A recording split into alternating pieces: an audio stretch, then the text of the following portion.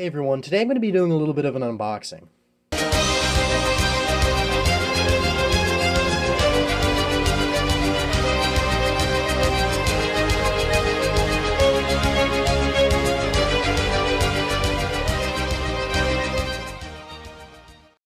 My one greatest weakness in life is having any amount of money and going to anything train related.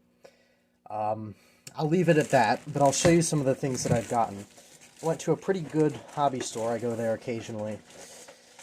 It's in the Chicago area, a little closer to downtown from me, but I got a few things. I'll just show you all of them, and we're going to focus on one of them today. Here's just a American Flyer passenger car, $5. Figured why not? It already matches, or kind of matches one that I already have, that I've restored. I'll probably just keep this one the way it is, though. I like the patina. I have, I believe,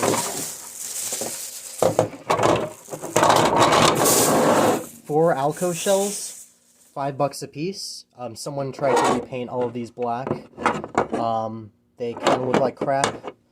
But, you know, $5 a piece, you know, you can't really argue with that. Alright, here are the more expensive things I've gotten. This electric was only like $80, and it works fine. It crawls pretty well, and I wanted another electric, and I wanted a Pennsylvania Railroad locomotive. And this fits the bill, and I've been looking for this particular locomotive. I believe it's called like an EP5. Lionel calls it a Little Joe. I think that's just the nickname for it. But I thought that this one looked nice, and it was a good deal, so why not? But the thing that I'm really excited about here, even more so than the electric, would be this. This is a Lionel General, and I saw this on the shelf, and I always have wanted a General, or any kind of 1800s steam locomotive, and this fits the bill perfectly. And not only is it an 1800s steam locomotive, but it's MPC instead of post-war, and I wanted one that would run a little smoother. And this, like I said, it fits the bill perfectly. The box looks nice. I like all the graphics, the special graphics. I like the lettering and the flags and all that. I'll get this thing out of the box and we'll have a look at it. I believe that this is meant to represent the General itself, as featured, well, I guess, as featured historically in kind of the whole Great Locomotive Chase. And of course, if you've seen the movie on it, the older movie on this event, then, you know, you've definitely seen that. Of course, we all know the story. Some people from the North tried to steal a Confederate supplies train. I think that's how it went. They didn't succeed, but I think that they got out of imprisonment once they were captured. But they, you know, it was a pretty big ordeal. You know, like, the Confederates were chasing them on other locomotives, and it was all very interesting deal. If you want to learn more about it, because I'm not a history expert, I'm just a train nerd. If you want to learn more about that, then check out the, you know, there's probably a lot of documentaries and stuff on it. But this is the locomotive. I've always, like I said, wanted this particular type. I like this particular model, because it has the bright colors that you'd expect of a locomotive of this type, but it's not overly garish. Like, it's got some black on it. It's got a good contrast. And this particular example is in amazing shape. Nothing's missing. It's got all the details. The paint is beautiful. It's crisp. I absolutely love this piece. I'm going to go run it in a second, but I'm also going to make some improvements to this particular locomotive, and I'll show you. Alright, here's the locomotive on the layout, and as you can see, it looks really good here. But one thing I'll tell you is I was expecting this locomotive to be a little more flimsy, because I thought, oh, it's a plastic boiler locomotive and it's got a plastic cab. It's got to be kind of cheap. But now that I've looked at it and I've had it in my hands and I felt it, it's very heavy, it's very well crafted, and has a lot of detail, and it really is an excellent model. But it crawls pretty well, which most of the time I'm going to be running this thing slow because, well, these locomotives didn't go super fast.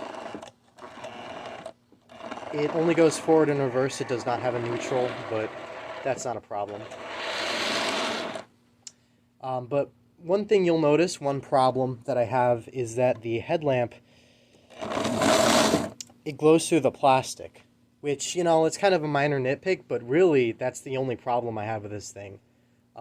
Aside from a few other things that I'm going to change, a few details I'm going to add, that is the main problem. So I guess I'll take care of that, but I'm going to see how this thing smokes, because apparently this does have a smoke unit.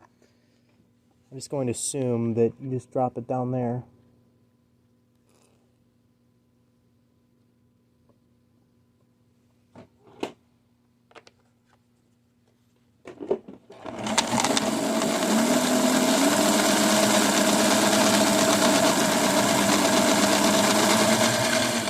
Always good to have another steamer that smokes. A little subtle, but I'm sure eventually it'll warm up. But let's take care of that headlight and some other details. Here I am back at kind of the workbench, and here's the locomotive. So the first thing we're going to try to do is fix up that. I believe you can remove this by, not quite sure.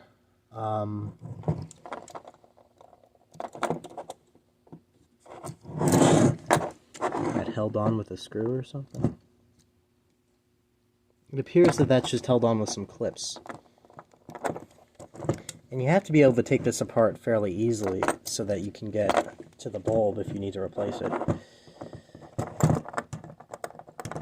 There we go. Alright, so that's an easy modification to do. Now we just need to paint the inside of that.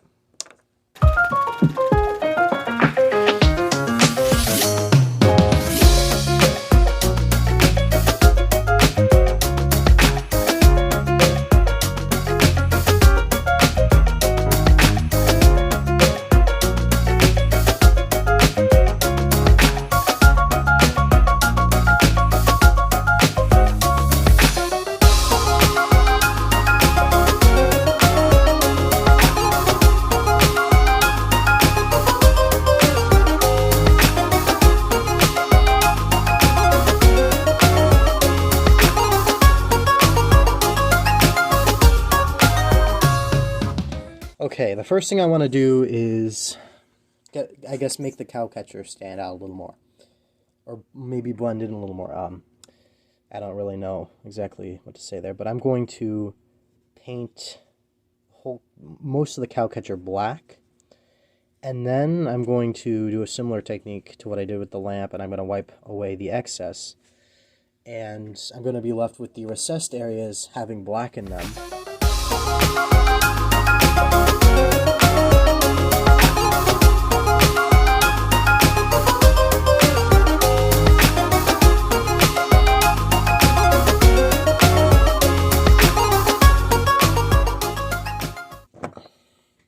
I think that looks all right.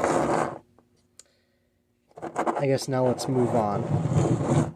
But I'm going to paint in the recessed areas because, of course, on an actual steamer of this time, there are very fine spokes.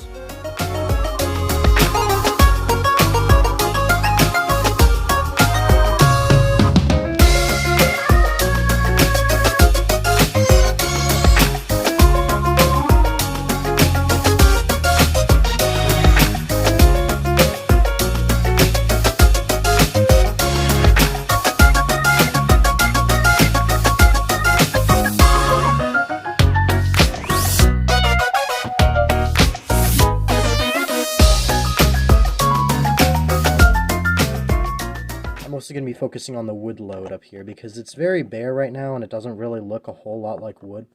So I'm going to start by giving the wood a little more variation in terms of color.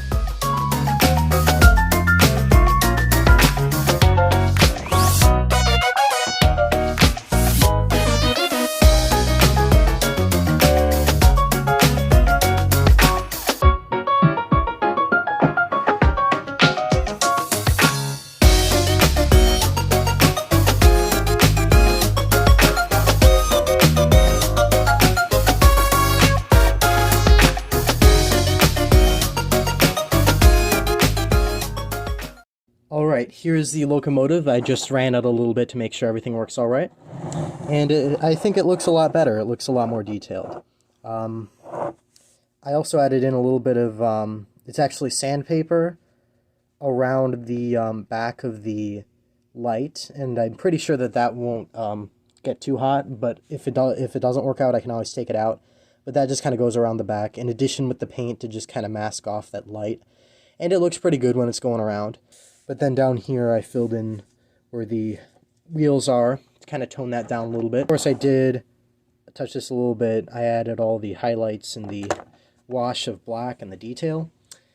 So I'm going to go put this thing over on the track and we're going to have a little bit of a run.